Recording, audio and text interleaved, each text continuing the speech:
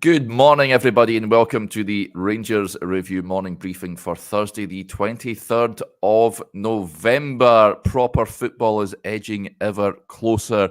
Just 3 more sleeps until Rangers are back in action.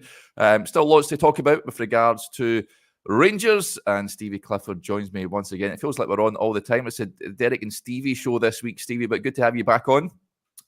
Well, in all honesty, Derek, we are the elite. You know what I mean? Yes. See, a couple of weeks ago when it got to 10 million views and people taking credit, it's solely down to us. I don't care what anyone says. But no, in all seriousness, yeah, it is. Look, it's a pretty horrible dreek morning, Derek. The school run this morning was not fun. So I'm sipping a wee hot chocolate and looking forward to discussing all things Rangers. Yeah, we're going to touch on a number of things, folks. Chris Jack's piece yesterday on the website, which is a very good read. I urge you all to go and check out about the 12 games that are approaching that could well determine Rangers' season. There's also a great piece on there this morning from Joshua, who's assessed the Rangers midfield. It sort of stems from what we discussed on the show yesterday morning, where he's looked at the current midfield and what needs to change there, who can survive under Philippe Clement as well. So that is a great piece, and the link is in the description below. Just a quick word as well for our podcast sponsors before I forget. The MPH Group, of course, as Stevie says, very deep. We're in well and truly feeling the winter cold now. So if you're looking to upgrade your boiler, perhaps, then MPH are the guys to go to. They've got an avian boiler winter promotion deal on offer. Not only are you choosing top-tier efficiency, but you also get a free internet controller, which can crank up your boiler's efficiency to an impressive 98%. And they're also covering the first year service with no added costs. The Navian On-Range comes with a 12-year parts and labour warranty. And also they also offer flexible finance options. And as ever, the links are in the description below. So if you're looking for an upgrade, folks, on your boiler, then give the guys a call. Right, Stevie, I actually got a nice email in. In fact, we'll touch on the email first of all before we discuss the title of the video, which is looking at Rangers 12 games. A certain John McFarlane emailed in. No, not that one. But yeah, he emailed me yesterday. Thank you very much for getting in touch, John. He says... he basically says that he's a big fan of the Rangers review, tunes into the morning briefing every day. So thank you very much for doing so, John. He says he asked a question. He says, could you guys briefly discuss the potential that we have in the Welsh combination of Tom Lawrence and Rabbi Matondo? I think that I recall them combining to great effect in a pre-season friendly against West Ham. That would have been last season, of course, when Matondo burst onto the scene. And he says exploring any other partnerships which we might not have seen and considered before would be of interest too. And he says, thank you all for your great work. Well, thank you very much, John. That combination, Tom Lawrence and Rabbi Matondo, I know what he's talking about. When I think the goal, I think they both scored in that game, Stevie, if memory serves me right. And we're all thinking, found 2 gems here. Unfortunately, it would be a season to forget. But that combination, is that something we could possibly see blossom when Rabbi returns? I wouldn't put my house on it, to be quite honest. I'm not sure that Tom Lawrence is a first pick. So, and if he is going to become a first pick, I think he needs to kind of get a run of games, which might be difficult at this point in the season, where obviously Lammers and Cantwell and stuff are ahead of him. So, I'm not sure is the honest answer. Like, it would take a ridiculous run of form for Lawrence, I think, to get in before anybody, and I'm not sure that he's in that position at the moment. So, in all honesty, Tom Lawrence is somebody we discussed yesterday. So, on the members video, if you remember, and my position with Tom Lawrence is the same as it is with Kamar Roof and the other players that aren't playing. If we're paying out, top dollar for these guys, which we are, they're not sitting, getting a low wage every week. These guys are getting top amounts. So if we're keeping guys like Tom Lawrence, we really need to be getting the best out of them and getting them playing. So Tom Lawrence for me is a bit of a conundrum because he's in the 10 position where we're kind of overloaded. Hadji, Lowry, Lawrence, Lammers, Cantwell. 5 into one position, Derek, doesn't really go, does it?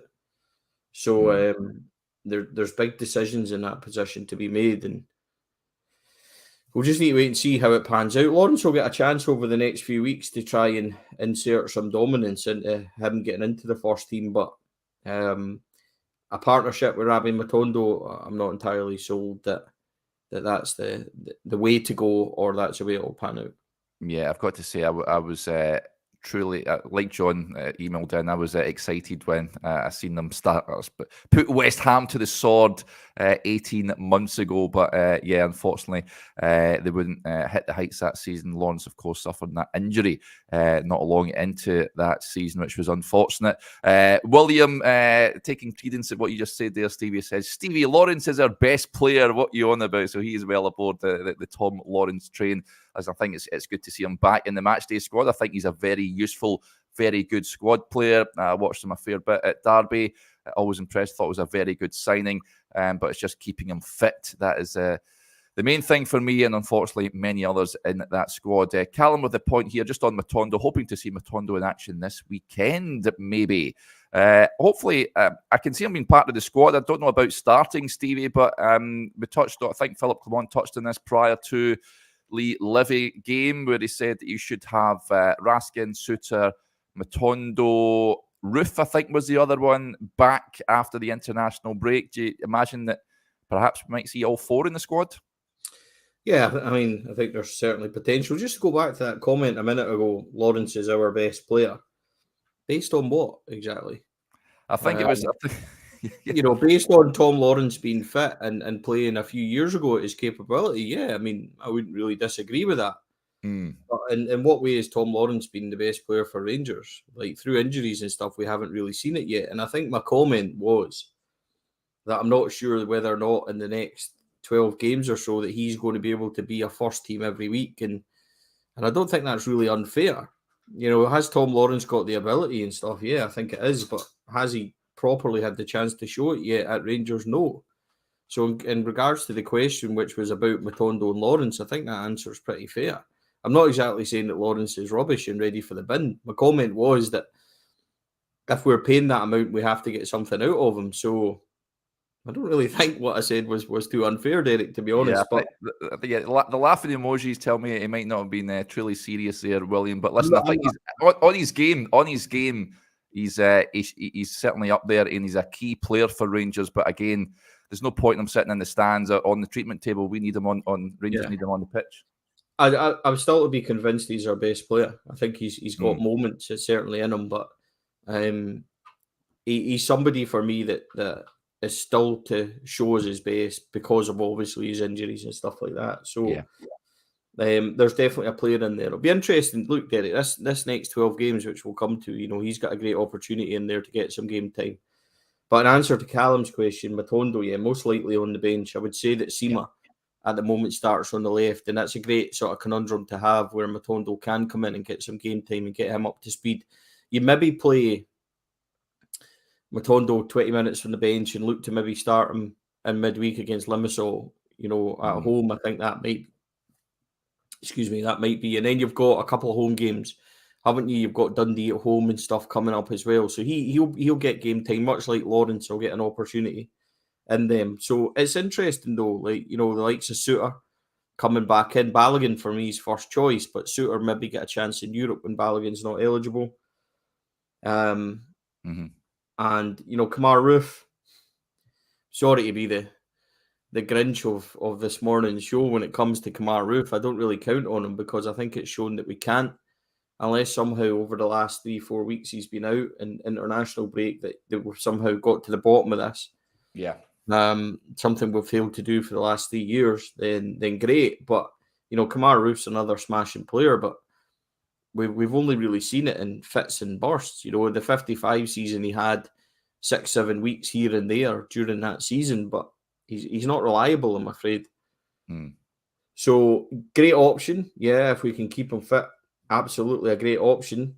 Up front with Danilo, he would certainly be round about the second choice behind Danilo. I think that's fair, but got to keep him fit. So it's great to have these options, Derek, but I'm not really counting on it because, he could play for 10 minutes on Sunday and then be out for 2 weeks again. And it's that kind of thing with him. So it is certainly great to have these options in the squad, that's for sure. And we are going to need them in the next 12 games.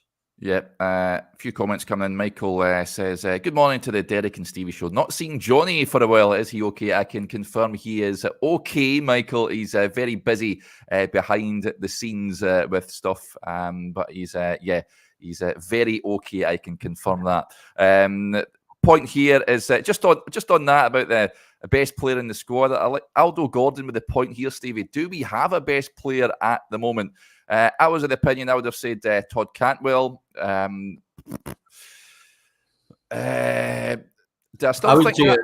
say at the moment it's Danilo. I think Danilo is probably our best on-form player and probably most vital to the squad if you think about his position and the way that he works the press and the trigger and his ability to score goals up front. I would say that he's probably our best. And then you have maybe Sima behind him. And Lundstrom's came into it in the midfield kind of position. And then in the back line, Balogun has been excellent since he came in. Jack Butland. I was going to say, Butland, can you have a goalkeeper as your best player? I know that many people are saying, Keith says it's Butland, lads. Yeah, I mean, I think that's fair. But, I think there's 5 or 6 of them, Derek, throughout the squad that have been good in their positions. So, as I said, I've just spoke about 5 of them there. So yeah. Which is good. We've now discussed who's our best player. But we weren't discussing that after Limassol, that was for sure. No, absolutely. So, I mean, I think that you've also got potential in a few of them as well to come in and be. So, opinions are going to be divided of who it actually is. But, there's on Tav, I don't think Tav's shown us his best form yet this season, but I have seen an uplift again since Clement's come in. So I would expect after a couple of weeks training, a couple of weeks rest and stuff that these guys are hopefully going to get better. I'll just go back to what I said, Derek, when Clement first came in. I want to see a little bit more every single game. Yeah. And I think we've seen that. And it's been a really good build. So, Sunday we go again and we hope to see a wee bit more as well before we get a hold of the Cypriots next week. So, it's a little bit more each time and I'll keep happy and we'll keep progressing because it has been a good level so far. Yeah, I like the fact that there's so many people suggesting different names for our best player. Yeah, me too. None of them are wrong either, Derek. So exactly. It's all, isn't it? So exactly. That is good. That tells you that Rangers are improving. Right. So the piece on the website, as I mentioned there, from Chris, folks, interest in Rangers have got a really congested run of fixtures coming up, starting off on Sunday when Rangers head up to Pittodrie for that lunchtime kickoff with Aberdeen. This time next week, we'll be looking ahead to the Europa League clash with RS Limassol. I think that takes care of itself. I imagine Rangers will come out on top on that one. Then home match against St Mirren, trip to Tynecastle Wednesday the 6th of December, and then Rangers host Dundee, and then it's at the trip to Betis, which I'm very much looking forward to. Rangers taking on Aberdeen in that League Cup final on the 17th of December. Before facing St Johnstone 3 days later at Ibrox, and a trip to Fir Park on Christmas Eve before welcoming Ross County under Derek Adams, their new boss, on the 27th of December, then a trip across the city on the 30th, culminating in Kilmarnock heading to Ibrox on the 2nd of January. Philip Clement will then have a bit of a break to recharge, perhaps bring new players in before another push, which will hopefully be towards a title come the end of the season. But there's some testing fixtures in there, Stevie. It's the old cliche, look, taking one game at a time. However, after these fixtures, I think after the Kilmarnock game. I think after the Parkhead game, in all honesty, we'll have a clear idea if Rangers are in a title race or not. I very much hope that the League Cup is back in the Ibrox trophy cabinet. Europa League qualification, I imagine, will take care of itself. I imagine Rangers will do the business on Thursday and then Seville, just a case of who finishes top of the group. However, the league, some fixtures stand out for me in there, namely Sunday. We all know Aberdeen, it's their cup final. You mentioned, I think, on the members show yesterday or the show the other day that you feel confident now with Philip Clement that it'll be Rangers cup final as well. I totally agree with you on that one. But that is a fixture that stands out. Likewise, Hearts away, although they've not really been pulling up trees under Stephen Naismith. And there's also a trip to Fir Park as well on Christmas Eve that stands out for me, Stevie. Is there any fixtures in there that you're slightly concerned about? I wouldn't say concerned, Derek. I don't think that's the right word, but there's some good fixtures in there for us. And that's the way I look at it. With regards to Sunday and the old mantra of taking it a game at a time, that's all I'm doing. But I seen an interesting comment yesterday that was sent to me. It was actually by an Aberdeen fan that said that, Aberdeen raising their game isn't an Aberdeen problem, it's a Rangers problem, because if Aberdeen raise their game and Rangers play to the top of their capabilities, Rangers should win every week anyway. So Rangers should be asking themselves why Aberdeen do well against Rangers and Rangers aren't able to match them. And I think that, in a kind of weird way, is entirely on, because if we go up there on Sunday and play our best stuff and treat it like our cup final, then we should and we can win that match. If we go up there and we play 50% and start slowly, then we will be in trouble. And if you look at the league game, Derek, even though we got beat, we actually missed 2 or 3. I think actually I was looking back on my notes actually last night about this. We missed 4 chances in the first half. 2 by Dessers. 1 header in particular was a sitter. Another across the face of goal. So even in that position at half time where we were a goal down, we should have scored 2 or 3. And that was under Beale when we weren't playing well. If you look at the game at Pittodrie, where they beat us at the end of last season, where it was 2-0, they score a fluke. And in that first half, we dominate and should be well ahead in that game also. So we're going to get opportunities. It's about taking them and making sure we force our game onto them. And that's the way we should be looking at all these games. Aberdeen, Hearts, Motherwell, the ones you mentioned are tough games. And those teams are going to make it difficult for you. But we should relish that. If they're going to come out and have a wee bit of a go, which they will, they're not going to sit in. We should be able to go and play and insert our game onto them. So I look forward to that. And we're going to find out a lot, Derek, about this squad. Because I said this the other day and I still stand by it. We're not quite in a title race yet, but we're not out of it yet either. And by this Christmas period and New Year period being over, Rangers could, if they win their games, be minimum 2 points behind.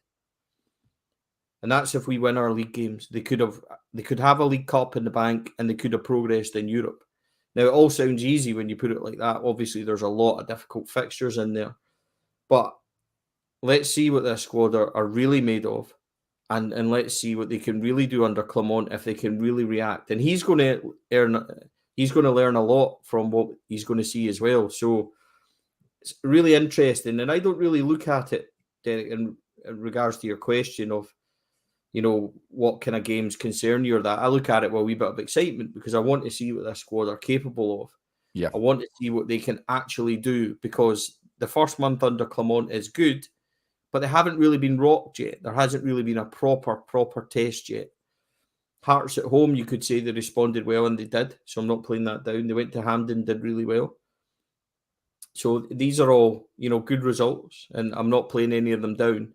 But these are testing fixtures, I think, and a testing run of games, especially in consecutive weeks and consecutive days, the way it comes up. So I'm really looking forward to it. We've got a real opportunity, and I really hope that's the way that the players are looking at it as well, because it's all there for them, Derek, genuinely. In a season where we had more or less said, this is going absolutely nowhere and we can write it off, it's all there for them. So it's going to be interesting to see how it pans out. Yeah, and there's certain players, I think, over the course of this 12 games, Stevie, that, I mean, their Ibrox careers, I think, could well be determined by this. It'll be a testing time, of course. I think Philip Clement will utilise his entire squad, and hopefully Rangers can steer clear of any major injuries, because I think they will need everyone in that squad. But there's certain players, not only the players that are in the final year of their contracts. I'm thinking that Lundstrom, Jack, Barisic is another. But players that are on lengthy deals, we've discussed at length on many shows, Stevie, Dessers and Lammers and the likes, but even guys that have came in, Cifuentes is another one we've discussed. We've not really seen under Philip Clement. Ridvan Yilmaz is one. Big period of fixtures these for these guys if they want to remain at Ibrox and show the manager that they can be part of his plans going forward. Yeah, absolutely. I think that's more than fair. You know, some players will grasp that opportunity, Derek. I think that's fair to say. Some of them will, absolutely, and some of them won't, and these will be the guys that don't make it. But I'm quite confident of the names that you kind of rhymed off there, that I'm hopeful that 75-80% of them will make it. There's still, it's difficult because you don't want to keep going on about the same thing, but I think everybody watching will agree that there's huge question marks over the summer signings in terms of Cifuentes, Sam Lammers, Cyril Dessers. But is it naive enough to think that over the last couple of weeks that, you know, more Clement has worked with them, the fitter they might be, the happier they might be, the more content with the system and stuff. And that goes for everybody, but these guys in particular. So they've got a chance over these dozen games to show what they're made of. So I'm reluctant to write anyone off in the squad, but there's some that need to do more than others to convince us. I think that's fair. So we're going to see, and that's the exciting part for me. You know, you got to Pittodrie on Sunday, and it's a big game for everyone. It's a big game for us. You know, who's going to be the ones that stand out for Rangers? Who's going to be the ones that turn up and perform? Is it going to be Cinema? Is it going to be Danilo? Is John Lundstrom going to continue that rich vein of form? Is Balogun going to continue to prove that he should be the first choice at centre back? You know, is Tav going to continue his kind of trajectory forward where he's playing a lot better? And although Tav was, and I've said this before, although Tav was still contributing earlier in the season, I don't think he quite reached his kind of pinnacle form. And I think that if that can come, Derek, then that's exciting. You know, is Ryan Jack going to continue in midfield? Who plays in the right? Is it Scott Wright? Is it McCausland? Do they continue their kind of flashes of form? You know, is Sam Lammers capable? There's so many interesting questions and conundrums in this team. And Clement said it's like a puzzle. And it is in many ways. So I'm looking forward to seeing how they're going to respond to that. Yeah, cannot wait for Sunday to come around. Let's get to a few of the comments then that are coming. First of all, William White says, "Morning all, someone gifted me a membership yesterday. I think it was William. Just want to say a massive thank you." Yeah, thank you, William. I think it was on the show the other day there. So thank you very much from one William to another. And huge thanks to G. Burgoyne, who's become a member of the YouTube channel as well. So thank you very much for your support, buddy. It is greatly appreciated. A question posed to your good self, Stevie, slightly off topic, but Scottish Campbell says, "Christmas decoration, Stevie, on the 23rd of November. That's a red card offence. Explain yourself." Although I think I've got a few Christmas decorations up. It's not of my doing, I've got to say. The wife likes to get them up super duper early. What's your excuse, Stevie? I've got two children who are 6 and 7, and I work shifts, which mean that the capability of me being able to actually put them up with the children is kind of few and far between. So the likes of this weekend, I'm out all weekend. Next weekend, I'm the same. Midweek, I'm late shift there at school. So yeah, and explaining myself, that would be my explanation. But you know, tough.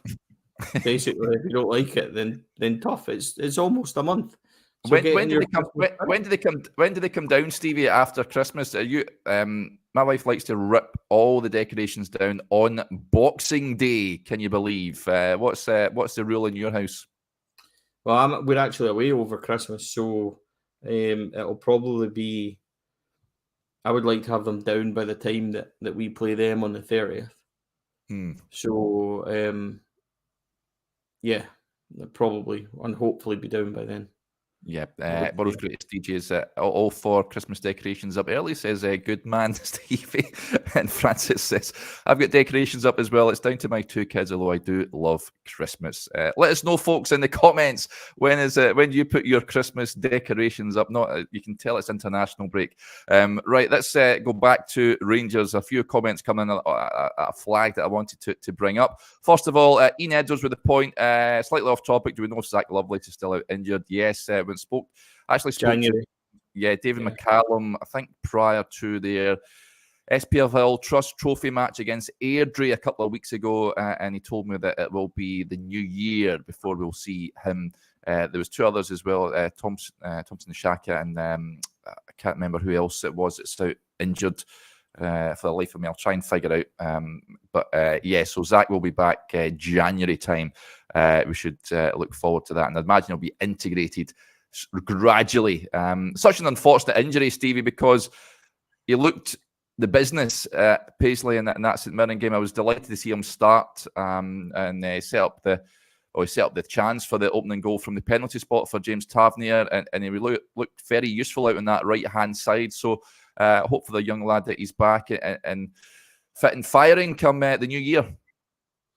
Yeah, absolutely. I think he's one that's certainly got a future, isn't he, somewhere in this squad, whether it's up front or on the left or right wing. I think he's kind of adaptable, isn't he? So it might be a case of where can he really flourish and where can we get the best out of him. But I think that Zach Lovelace definitely has a future at Rangers. That's for sure. And with Alex and things being in charge for that St Mirren game, then he's going to be one that I'm sure will highlight to the manager what he's capable of, and he's one to look at. And Clement is certainly pro youth everywhere he's went, and you can see so far with Ross McCausland, he's not been frightened to give him a shot. So yeah, I think that Zach Lovelace will be in and amongst it when he returns in January, that's for sure. But this is where we talk about Rangers squad being so big and possibly too big that a few of them that Zach will push out of the way, which he has got the capability of doing, probably means that they'll be available as well. So certainly want to watch that situation. Yeah, absolutely. Let's get to 1 or 2 more comments before we wrap up for the day. David with a point. This is sort of news of, yesterday I think it was, me and Joshua touched on it. What do you make of the Kent and Van, I think it means Van Veen links? This is Kevin Van Veen, obviously. Groningen saying that agent told him that there was interest from Rangers last season, but he doesn't think they would fit their profile given his age. He has been speaking about his time back in Holland and saying weirdly he hasn't settled because his missus is back in Scotland and they've just had a baby, and he's not ruled out a return to Scotland. I don't think he'll be ending up at Rangers, David. Ryan Kent is another one. I think, was it last week, where a Turkish report suggesting he'll be allowed to leave on loan from Fenerbahce, apparently a club from Scotland and one from England, keeping tabs on him. Again, I would be surprised if that would materialise. I think I asked you this last week, Stevie, when it was brought up. I'd be amazed if both would end up at Ibrox. I wouldn't read too much into those. No and no. Let's move on. Yeah, there you go. There's the short answer to that one, David. Right, well, I think that'll do us there. A few comments coming in about Christmas decorations when they're going up. Interesting from Caroline Sheep posted in to go up on come down on Boxing Day. So there's similar to my household. Alexander saying the deckie's going up this weekend. JDS, Mr. Scrooge here gets in touch. My decks are up on Christmas Eve, down for Boxing Day. So no messing about there from JD as Stevie shakes his head. Stevie, you're not on with me before Sunday. I'll get a score prediction from you. How are Rangers going to get on? 3-0, Derek. And I paused a wee bit. I'm still on the Connor Goldson who's going to score at some point in train, because he has literally been getting closer. And then that one at Paisley, Livingston, that was chopped off as well. I thought that was going to be my moment of redemption when I came on the Monday morning, just giving it, I told you so. But he's going to score at some point. I'd like to see us go up there and produce a really good performance. I don't think it's going to be easy, but I do think that we will get that performance. On the Christmas decorations, I will add, Derek, see, in an ideal world, I would have put them up next week in an ideal world. But shift-wise, I just don't have the time to do it. And the wee guys were excited. They wanted them up. The new tree had arrived. So who am I to decry them? But there's no... It's only a wee bit of tinsel in the tree and stuff. I've kind of scaled it down. I normally have... Like, you know how you see all these pictures, remember when you were young, growing up in the 80s, and all these Christmas decorations are hanging from the roof and all that? That's what I normally have, but I can't be bored this year. So I've scaled it back a wee bit. So for all the grumpy people out there moaning that they're up already, then at least it's not as mental as it has been in years gone by. So there you go. Yeah, I think you can expect tinsel and the likes behind me come Monday morning, folks. So that's something to look forward to. Right, I think that'll do us there. Just a quick reminder, the 2 offers we've got on the website. You can nearly subscribe for an entire year for just £18, or take out the £4 for 4-month offer. If you stick in Clifford 10, you'll get an extra 10% off as well. Head over to rangersreview.co.uk/subscribe for all the details. We'll be back again tomorrow, myself and Joshua, tomorrow morning, as we look ahead to that game on Sunday. Until then, enjoy the rest of your Thursday. Bye for now.